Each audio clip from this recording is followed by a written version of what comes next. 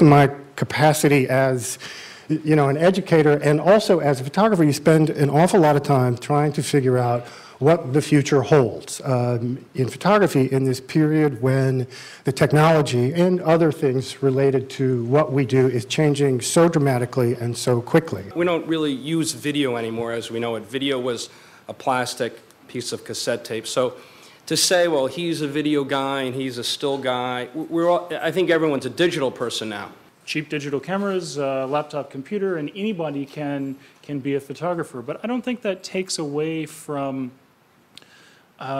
people who do that for a living. I think that it's a way to get quick material when they need it. A still photographer's reputation lies more often than not in certain situations with their ability to anticipate a moment, hit the shutter release, the mirror goes up, exposes the sensor, and you either have it or you don't have it. We've got to find a way, I think, to make sure that whether it's video or audio or still pictures or even the text that goes with it, we've got to find a way to really validate that that content is true and that readers will believe it. We got a woman who sent us a picture of a one-eyed kitten.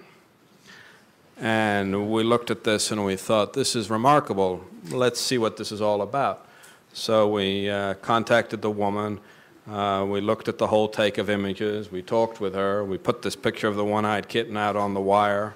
And immediately the sort of public erupted and said, well, that's not possible. How much of this industry will ultimately go to the video grab, which is often sort of portrayed as the barbarians, you know, sort of knocking at the gate of good photography? So that means we're about 2, maybe 3 generations of technology away towards getting an acceptable still frame grab, which to some people is sacrilegious, the notion that you would frame grab from video and call it photojournalism. You shoot video very differently than you shoot stills, okay?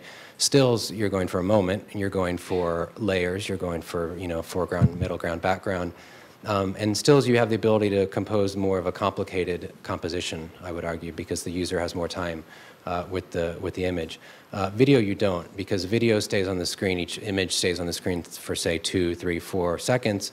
You tend to shoot much more in a compositionally much more simply. Okay, you compose much more simply.